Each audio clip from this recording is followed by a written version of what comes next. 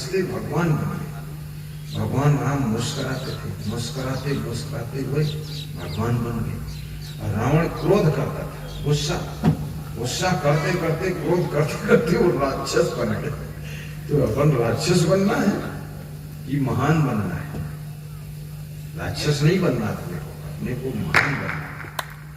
साहिब भाई, आपके पास रजिस्टर दिया जा रहा है, इसमें सब लोग कॉपी में अपना नाम, पता, मोबाइल नंबर लिख देना। कुंभ मेला जो होगा तो आपको न्योता दिया जाएगा, सब लिखते जाओ। ले लो, एक लिख चुको, दूसरे को बढ़ा दो। उसके बाद घर लिए मत चले जाना, लास्ट इसको यही दे देना कि तुम पूरा न्योता तुम्हें देती रही हो। सारी बंदगी, हंसते रहो ये जिंदगी बेकार ना हो जाए, बेकार ना हो जाए। हंसते रहो ये जिंदगी बेकार ना हो जाए, बेकार ना हो जाए। हंसते रहो ये जिंदगी बेकार ना हो जाए, बेकार ना हो जाए।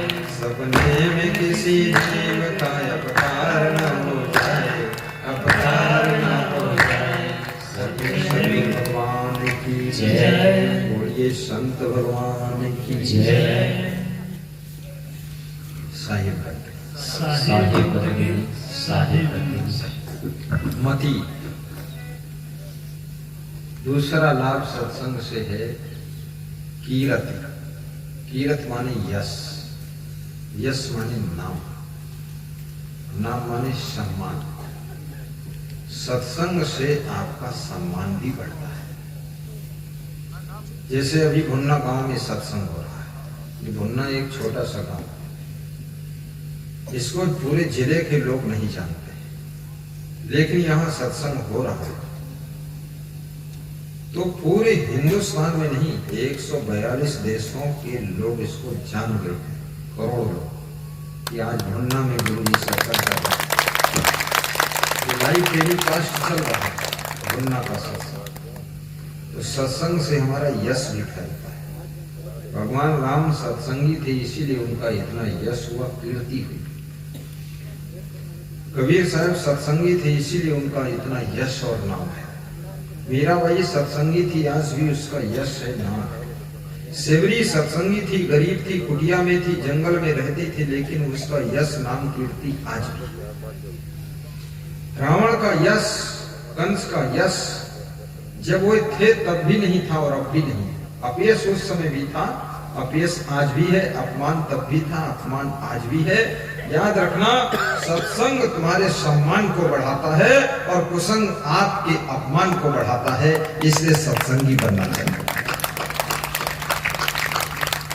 मति की रति गति भूति भलाई, जब जेहि जतन जहां जेहि पाई। और गति, गति माने कहते हैं मोक्ष। मोक्ष कुसंग से नहीं मिलता है, मोक्ष बुरे कर्मों से नहीं मिलता है, मोक्ष सत्संग से मिलता है। सत्संग मुक्ति दाता है, इसलिए सत्संग सुनना चाहिए। और जीव का जब तक मोक्ष नहीं होगा तब तक पुनरपि जननम पुनरपि मरणम की यात्रा चलती रहेगी। आवागमन का चक्कर काटते रहोगे, 84 लाख योनियों में बारंबार जन्मते रहोगे, मरते रहोगे। कभी सांप बनोगे, कभी बिच्छू बनकर पैदा होगे, कभी कुत्ता, कभी बिल्ली, कभी शेर, कभी बाघ, कभी सियार, कभी भेड़िया, कभी चिड़िया, और कभी कीड़ा मकोड़ा, कभी मेढक, कभी मछली, कभी मुर्गी बनकर पैदा होगे। कभी मनुष्य, बहुत जन्मों के पुण्य उदय होंगे, तब कहीं मनुष्य का शरीर तुमको मिलेगा। तो ये मनुष्य का शरीर मिला है, ये बड़े भाग्य से मिला है। और ऐसे शरीर को पा करके भोगों में बिता देना, रोगों में बिता देना, शोक में बिता देना, कलह कलेश में बिता देना, माया मोह में ही बिता देना, नशा व्यसन में बिता देना, शराब में बिता देना, अंडा मांस मछली में बिता देना, लड़ाई झगड़ा में बिता देना, आलस्य में बिता देना, गुस्सा में बिता देना, ये बुद्धिमानी का काम नहीं है। ऐसा मनुष्य का जीवन है। गुस्सा तो पशु पक्षी भी कर लेते हैं, लड़ाई झगड़ा पशु पक्षी भी कर लेते हैं, भोग विलास पशु पक्षी भी कर लेते हैं, सोना जागना, खाना पीना, भोगना, बच्चे पैदा करना, ये पशु पक्षी भी कर लेते हैं। अभी मैं खंभात में था, सीरियल सुनील रावले के यहाँ उनके घर पे जा रहा था, तो एक कुतिया बहुत भौंक रही थी रास्ते में, बड़े जोर से दांत निकाल कर काटने का तैयारी करती थी। तो मैंने कहा क्यों काटना चाहती है, क्या बात है? बोले इसके 6, 7, 8 बच्चे हैं, वो पड़ोस में निकले हैं, तो ये सोचती मेरे बच्चे उठा ले जाएंगे, इसलिए काटने के लिए डरवाती है कि इधर मत आना है। तो मैंने कहा रे, अपने बच्चों की रक्षा करना वो कुतिया भी जानती है। तुमने भी अगर इतना ही किया तो तुमने कुतिया से ज्यादा क्या किया, पशु पक्षी से ज्यादा क्या किया? कुछ भी नहीं किया। और कुतिया तो हर साल 15-15 बच्चे पैदा कर देती है और सबको दूध पिला के जवान कर देती है। उसके एक विश्व जमीन भी नहीं, ना 1 बीघा जमीन है, ना कोई दुकान है, ना सर्विस है, और तुम एक बच्चा पैदा करते हो, तुम पहले मर जाती हो, बच्चा रह जाता है। ये तुम्हारे अंदर इतनी भी क्षमता नहीं है, जानवरों से भी कमजोरी है आपके पास में। आहार निद्रा भय मैथुनानि सामानि चैमानि नृणाम पशूनाम ज्ञानम नरणाम अधिको विशेषो ज्ञान नहीं ना पशुवी समाना येषाम न विद्या न तपो न दानम न चापशीलम गुणो न धर्माते मृत्यु लोके भूयभार भूता मनुष्य रूपेण मृगाश्चरन्ति। आहार लेना, भयभीत होना, बच्चों को जन्म देना, पालन पोषण करना, नींद लेना, ये तो पशु पक्षी भी जानते हैं। अगर इतना ही किया तो पशुओं जैसी जिंदगी जी करके जिंदगी को समाप्त कर दिया। लेकिन करने के लिए क्या आए हो, क्या करना चाहिए मनुष्य जीवन में, क्या करना चाहिए? हित सरिस धर्म नहीं भाई, पर पीड़ा नहीं अभिमानी, सरल स्वभाव न मन कुटिलाई, यथा लाभ संतोष सदाई, प्रथम भगति संतन कर संगा, दूजे रति मन कथा प्रसंगा। पहली भक्ति संतों का सत्संग हो। बड़े भाग्य मानुष तन पावा, सुर दुर्लभ सद्ग्रंथ निगावा, साधन धाम मोक्ष कर द्वारा, पाए नहीं परलोक समारा। मनुष्य जीवन पा करके साधना करना चाहिए, भक्ति करना चाहिए, परोपकार करना चाहिए, प्रेम से रहना चाहिए। जानवरों के पास, पक्षियों के पास में अपनी समझ नहीं है, ज्ञान नहीं है, विकसित बुद्धि नहीं है, लेकिन मनुष्य के पास में कितना विकसित बुद्धि है। मनुष्य जितना चाहे उतना गम खा सकता है, सहनशील बन सकता है, प्रेमी बन सकता है, दूसरों की सेवा कर सकता है, उपकार कर सकता है, धर्म को कमा सकता है, घर को स्वर्ग बना सकता है। ये सब कुछ मनुष्य के पास समझदारी है। इसलिए मनुष्य को यही तन कर फल विषय न भाई, स्वर्गम स्वरूप अंत दुखदाई। इस शरीर का फल केवल विषय भोग नहीं है, केवल माया मोह नहीं है। कितने लोग तो 1 घंटा के लिए घर नहीं छोड़ पाते, ना जाने क्या मैनेजमेंट उनका, हर समय उसी मोह में पड़े रहते हैं। घर का माया मोह छोड़ करके शांति से बैठकर सत्संग का लाभ लो, गुरु का दर्शन करो। क्योंकि याद रखना, एक दिन जब शरीर छूट जाएगा तभी माया मोह को तुम कहां संभाल पाओगे। कबीर साहब के पड़ोस में एक आदमी रहता था, उससे बार बार कबीर साहब कहा करते थे कि तुम भक्ति कर लो, सत्संग सुन लो, गुरु मंत्र ले लो, गुरु दीक्षा ले लो, सत्संगी बन जाओ। तो वो कहता था मेरे पास टाइम कहाँ है, फुर्सत नहीं है, घर संभालना पड़ता है, हम सत्संग सुन नहीं सकते हैं, मेरे पास मौका नहीं। एक दिन अचानक उसकी मृत्यु हो गई। जब मृत्यु हो गई तो उसके बेटे, बहू, पत्नी सब रो रहे थे। लाश पड़ी हुई थी, लाश पर कपड़ा ढका हुआ था। कबीर साहब ने रोने धोने की आवाज सुनी तो कबीर साहब भी पहुंच गए, पड़ोस में खड़े हुए, और कबीर साहब उसकी लाश से कहते हैं, अब कहाँ चलो अकेले मीता, उठो न करो घरों की चिंता। हे मेरे मित्र, अब अकेले तुम कहाँ चले गए? उठो ना, करो ना, घर की चिंता करो, घर संभालो। क्यों पड़े हो? सांस भी नहीं ले रहे, हाथ पांव नहीं हिला रहे, उठो। तो जो बेटे बहू रो रहे थे वे देखने लगे कबीर की ओर, बोले अरे आप भी मजाक कर रहे हो, ये तो मेरे पिताजी मर गए, लाश हो गए, जान नहीं रहेगी, इसे क्या कह रहे हो? उठो ना, हो करो ना, ये घर की चिंता। बोले तेरे बाप से मैं 40 साल से बोल रहा था भक्ति कर ले, सत्संग सुन ले, गुरु मंत्र ले ले, तो ये बोलता था टाइम नहीं है, मैं बहुत बिजी हूँ, और मेरे बहुत जिम्मेदारी है, अभी अचानक मर गया तो ये जिम्मेदारी कौन संभालेगा, ये काम कौन करेगा, इसलिए मैं इसकी लाश से कह रहा हूँ कि उठो और ये सब काम करो, घर संभालो। ये उठता ही नहीं है। तो बेटों ने कहे तो मर गए और क्या उठेंगे, बोले ये मर गए उठेंगे नहीं, तू तो जिंदा है, तू ही उठ जा, कम से कम भक्ति कर ले। तो उसका बेटा है कि तू भी जब मर जाएगा तब तू क्या करेगा। तो कबीर साहब ने ऐसी बात मनोरंजक कहा तो बेटों को थोड़ा थोड़ा झटका लगा, बहुओं के झटका लगा। कितना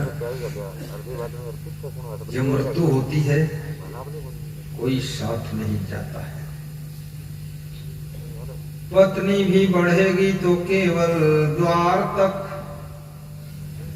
रिश्तेदार मित्र भी जाएंगे तो केवल शमशान तक, बेटा भी हक निभाएगा तो केवल अग्निदान तक। सोचो फिर क्या होगा, कोई नहीं आगे जाने वाला, कौन जाएगा, ये शरीर भी नहीं जाएगा, ये भी आग में जलकर राख हो जाएगा। ये शरीर में जो इतना भूले हैं लोग, कितने लोगों ने शरीर को ही अपना जीवन मान लिया।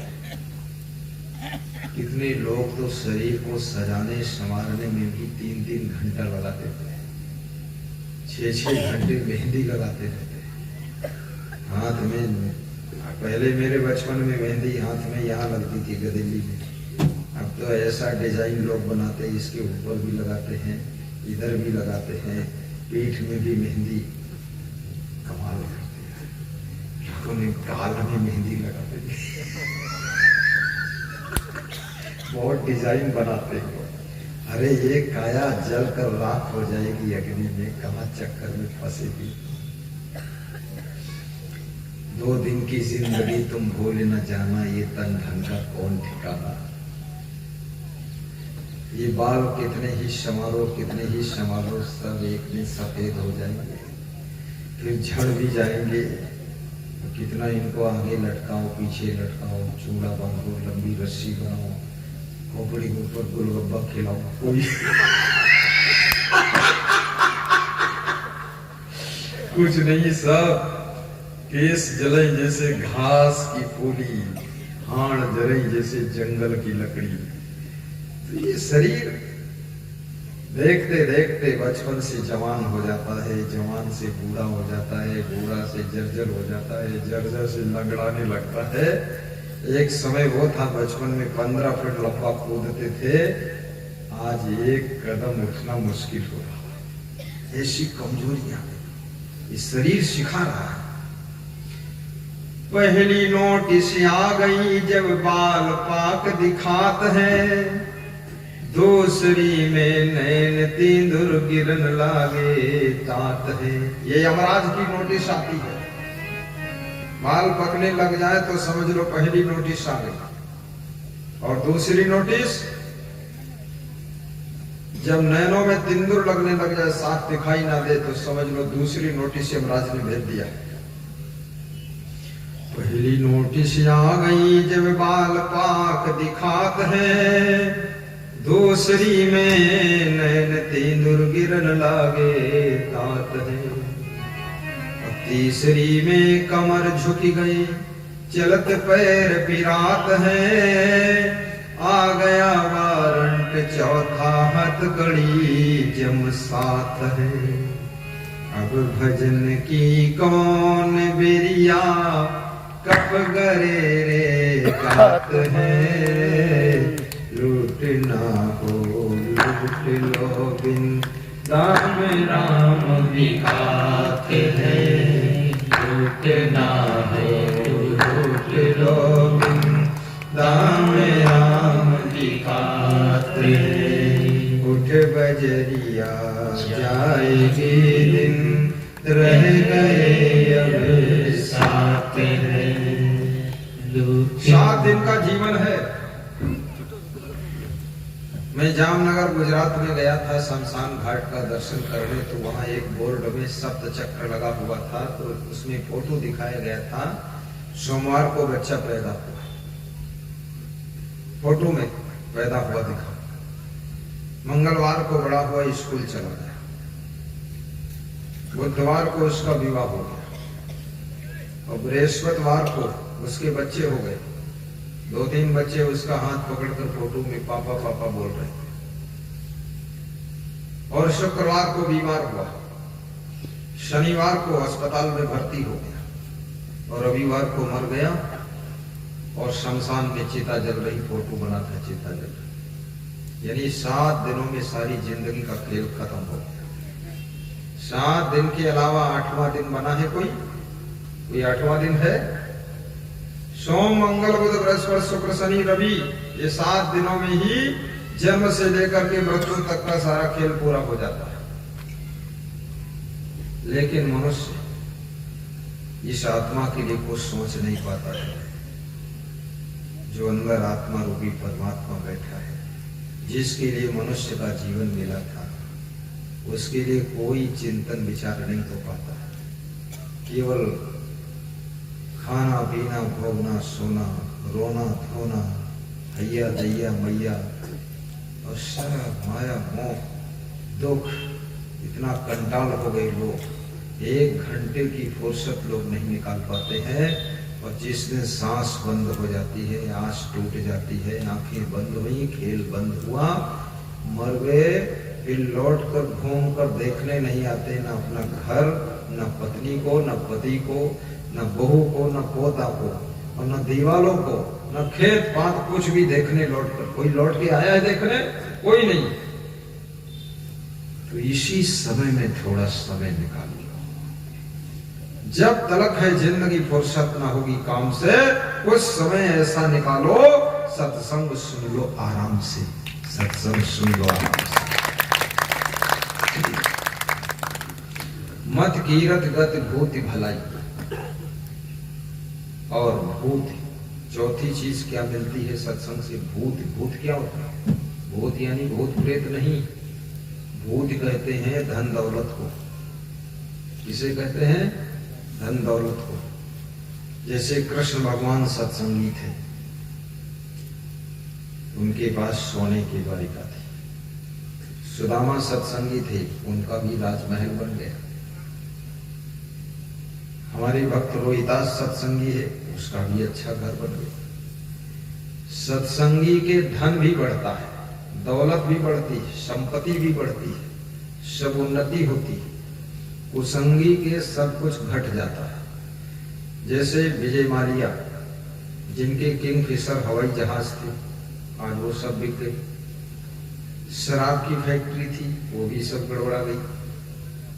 बहुत सुंदर महल था, वो भी सब इधर उधर हो गया और देश छोड़कर भागना पड़ा। क्योंकि कुसंग में पड़ने के बाद मनुष्य बेविचारी हो जाता है, आचरणहीन हो जाता है, खान पान सब बिगड़ जाता है, तो बुद्धि बिगड़ जाती है, और जिससे उससे ऐसी ऐसी गलतियां हो जाती हैं कि सारा सब सत्यानाश हो जाता है। सोने की लंका भी राख में बदल जाती है कुसंगियों की। इगलक पोत सवाम लख नाती, ता रावण घर दिया न बाती। सोचिए। और भगवान राम लक्ष्मण 2 ही थे, रावण को जीत लेते हैं, क्योंकि सत्संगी थे, उनके पास सद्बुद्धि थी।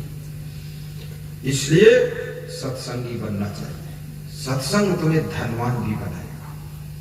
मुकेश अंबानी बहुत सत्संगी है, गौतम अडानी बहुत सत्संगी, दानी भी है, परोपकारी भी है।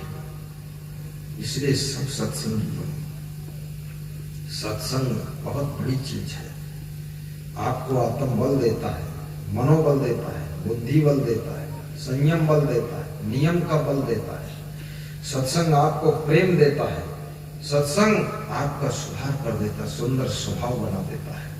और सत्संग, हमारे भक्त हैं ओम प्रकाश, बिहार में, डिस्ट्रिक्ट अररिया में, ग्राम तोनहा, ओम प्रकाश जी कह रहे थे, आपका सत्संग देर में मिला, थोड़ा पहले मिल जाता अब तक हमारा पति हो जाते। हमने कहा क्या हुआ? बोले सत्संग नहीं मिला तो क्रोध बहुत आता था, जिससे देखो उससे लड़ाई हो जाती थी, मारपीट हो जाती थी, तो उसी झगड़े में निकल गए 20 साल, और दुकान भी सही नहीं चल पाई।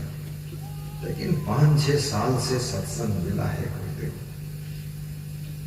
अब राइस मिल भी हो गया, किराना दुकान हो गई, 3-4 ट्रैक्टर हो गए, 2-4 ट्रक भी हो गए। अब एक पैसा बर्बाद नहीं होता, 1 मिनट का टाइम बर्बाद नहीं होता।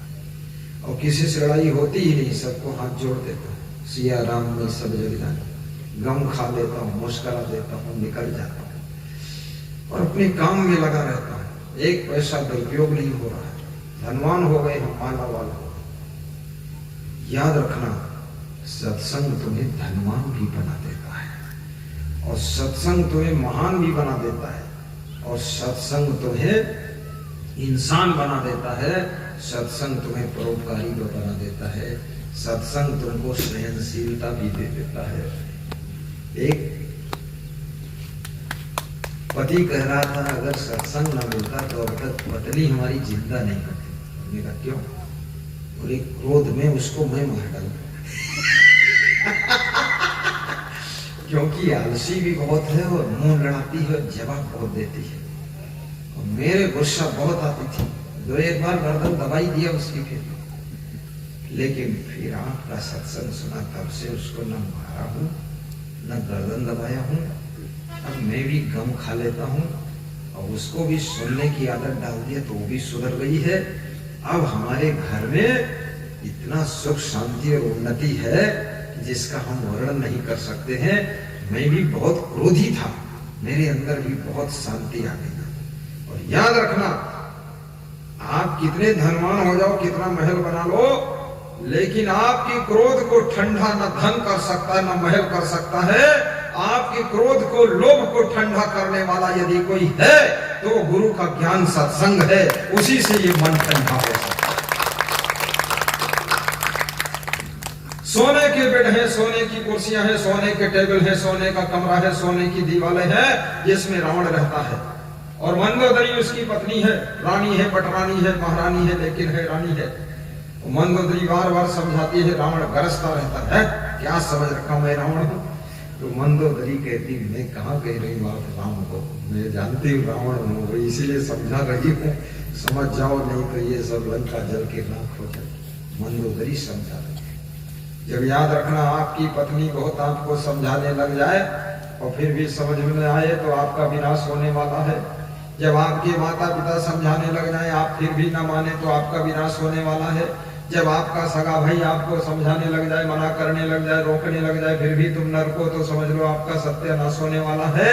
और जब आपका पति आपको मना करने लग जाए, वहां मत जाना, यहाँ मत जाना, तुम तब भी न मानो, तो समझ लेना आप द्वंद होने वाला है। जैसे सती जी को मना किया था शिव जी ने कि तुम मत जाना मायके को, दक्ष प्रजापति के यहाँ, वहां तुम्हारा सम्मान नहीं होगा, लेकिन सती जी नहीं मानी, फिर भी गई जिद करके। तो वहां रिजल्ट क्या आया? वहां रिजल्ट आया, सती जी क्रोध में आकर के यज्ञ कुंड में कूद पड़ी और जल गई और मर गई और राख हो गई। तो जो शिव गण गए थे उन्होंने फिर दक्ष प्रजापति जी को, शंकर जी के ससुर को, सती जी के पिताजी को बहुत मारा कूटा, पटकी पटका हुई और यज्ञ विध्वंस कर दिया, मंडप तोड़ डाला और तांडव शुरू हो गया, बड़ी लड़ाई हुई। और उसके बाद और फिर शिव दूत आए, शिव गण आए, खूब मारपीट हुई और सब देवी देवता पीटे गए, भगदड़ मची। अगर सती जी पति की बात मान जाती और मायके न जाती तो शांति बनी रहती। तो इसलिए स्त्री को भी जिद नहीं करना चाहिए, जब पति समझाए रोके तो रुक जाना चाहिए। मान लीजिए ये सब कहानियां जो रामायण में लिखी हो, चाहे विश्राम सागर में लिखी हो, चाहे गीता भागवत में लिखी हो, ये सब कहानियां दूसरों के लिए नहीं है, ये हमारे तुम्हारे लिए है, अपने जीवन में सावधानी बरतने के लिए है। फिर भी नहीं मानोगे तो दमादम मस्त कलंदर और बन जाओगे पूरे बंदर।